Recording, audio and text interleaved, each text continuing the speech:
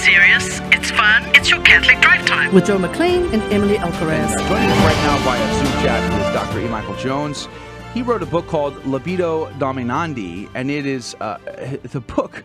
It's called Sexual Liberation and Political Control, but it's really about the lust to dominate and the use of this, quote, sexual freedom as a tool to dominate and enslave the world, really.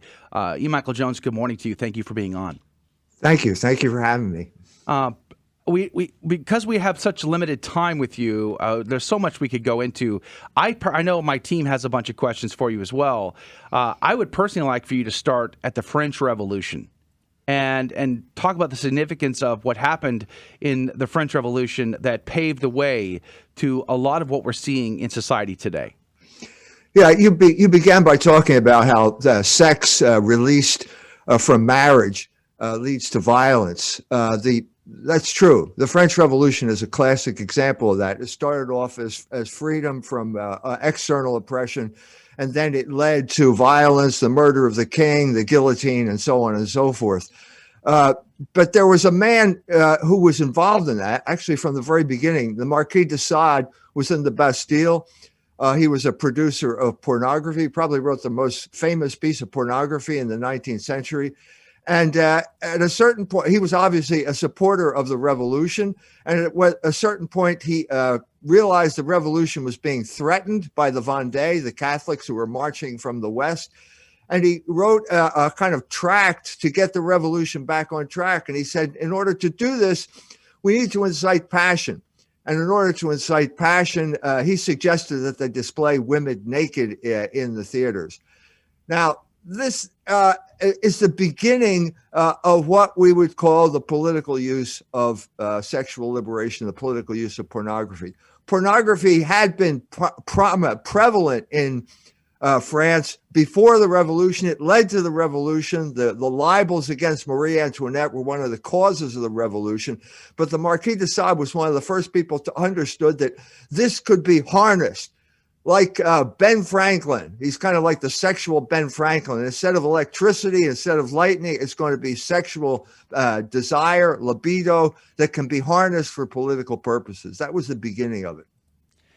You know, I think in modern times, we've really have a romantic notion of the French Revolution, and we sort of have this revisionist history of what it stands for, what it means. And I think many Americans probably wouldn't understand its true history and its devastation upon the world.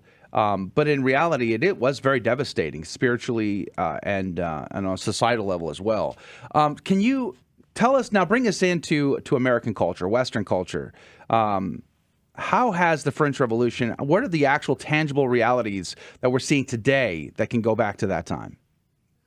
Well, the sequel, first of all, the French Revolution did not solve any problems. Revolution was rampant during the 19th century. The Revolution of 1830 followed shortly thereafter. The Revolution of 1848, all of Europe was involved in that. The Revolution of 1870, France was involved again. France still has problems. There's still a revolutionary atmosphere in France that's been crushed by the COVID virus, but I mean, it was the yellow vests that were the manifestation of it. But the real sequel was the Russian Revolution, the Bolshevik Revolution of 1917, which basically created a state that was going to spread this revolution throughout the world. Now, the beginning of the Russian Revolution was a sexual revolution. It was clear. There was Alexander Kollontai, I discussed her in Libido Dominandi, who said that having sex was just like having a drink of water. Since it was a revolutionary atmosphere, they tried it out and they realized it caused social chaos and they had to get rid of it. So by the time of the end of the 1920s, Stalin had basically put an end to sexual revolution in Russia. But it was still alive, and the main man who carried it forward was Wilhelm Reich, who was a Jew, a psychiatrist who had studied under Sigmund Freud, and a communist. And you put all three of these things together, and he came up with a further weaponization of sexual liberation in his book, The Mass Psychology of Fascism, which came out in 1933, the same year that Hitler took power in Germany. Reich had huge influence after his death. He came to the United States. He became a kind of quack. He ended up dying in prison, but he ended up on the cover of the New York Times Magazine in 1970 as the father of the revolution of the 60s, the sexual revolution of the 60s, in particular the sexual revolution of 1968 in Paris, where the police were being attacked with books, literally throwing Reich's book at the police at that time. Reich was also the author, basically, of the clergy sexual crisis that plagued the world and this country in the 21st century. He said that it was pointless. In his book, he said it's pointless to discuss, debate the existence of God with a priest. But he said if you get him involved in sexual behavior, particularly masturbation, this was his key idea, to promote masturbation. He said the idea of God evaporated from the mind of the priest and by extension, the mind of Catholics. Now, this was the big battle here in Austria at this time between the Viennese communists and the Catholics in the country. And this was the secret weapon. Undermine, you can destroy the power of the Catholic Church by getting the priests to violate the vow of celibacy. That's exactly what happened. It was promoted in the 1970s. They would promote priests who did this, saying that they were pastorally in the avant-garde, but then they turned it around completely. And then they created the pedophilia crisis because most people do not have these desires, but some people do. And if you weaponize these desires, you can destroy the Catholic Church. And that's the way it was used in the 21st century. And I know in your book, you bring up St. Augustine, who was so ahead of his time. I mean, hundreds of years ahead of his time. In talking about how our desires would enslave us, and people in the church even see this sort of sexual license as a form of liberation. But you, in your book, you talk about how this is actually going to lead to more enslavement. So could you explain that concept for us? Yeah, St. Augustine said a man has as many masters as he has vices. That is the essence of the Christian understanding of freedom. That the first thing you have to control is your own passions. If you can't control your own passions, then there's no point. You can have the best political system in the world, and it's not going to work. And the founding fathers of this country understood that. John Adams, to skip ahead about 1,500 years, said that we have no constitution that functions in the absence of a moral people. Now, St. Augustine also said that a man, though a king, is a slave if he doesn't control his passions, and a slave, if he does, is a free man. This was a complete revolution in terms of the idea of freedom, because before this time, freedom was always understood as something external, depending on external circumstances. In other words, if you had a tyrant, you didn't have freedom, and that was that. This revolutionized that whole understanding, and it made a new form of government possible, which is basically democracy, or representative government.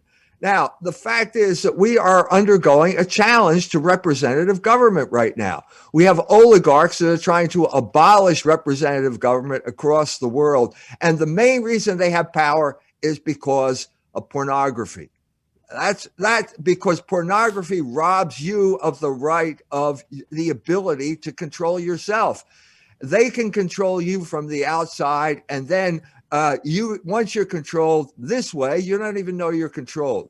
So the classic example of this was, as soon as we have the COVID virus, we're locked down. Pornhub comes and offers free subscriptions. This is a classic example of what I'm talking about. This is the world that they're preparing for you. You can't go out. You can't go to your favorite restaurant. You can't travel. You can't do anything, but you can stay home and watch pornography. That's the brave new world that they've created for us. Dr. Jones, the modern psychology is a huge element. I was listening to a couple of your interviews, and you talked a lot about modern psychology and its relation to sexual liberation. And I know a lot of Catholics who are going into psychology, and they're like wanting to become Catholic psychologists. What do these people need to look out for, and where does the sexual liberation infiltrate into psychology, or is there any good that can come out of it? Well, first of all, Libido Dominandi is a history of modern psychology. So if you're thinking of going into psychology, you will get a form of modern psychology. And that means you need to read Libido Dominandi to understand where you're going. So, okay, first of all, you have the father of modern psychology is Sigmund Freud. And he is basically operating from the classic model.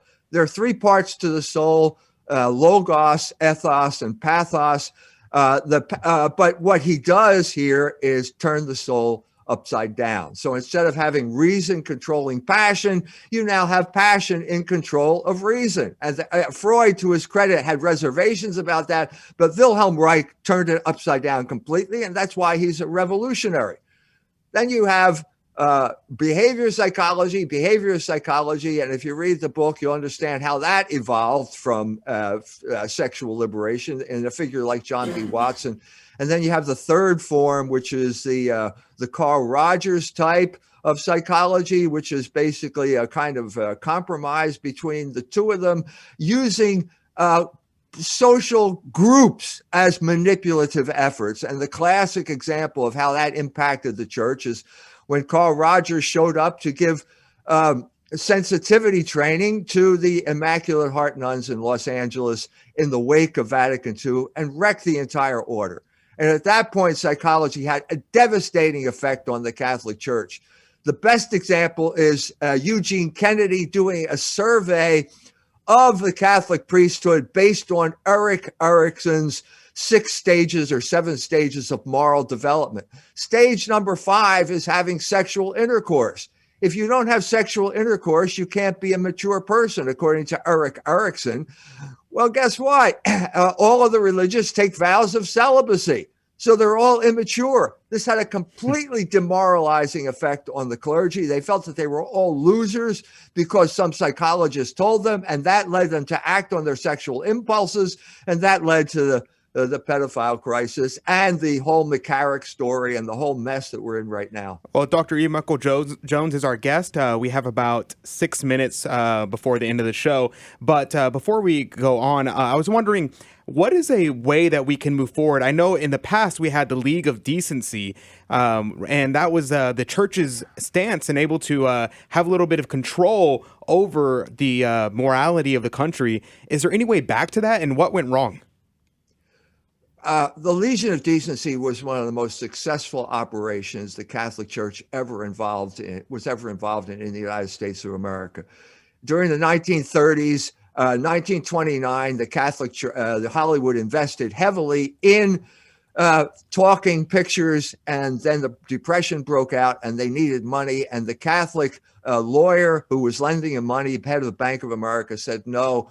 You're not going to do it. And at that point, Cardinal Doherty of Philadelphia organized a boycott of Warner Brothers theaters.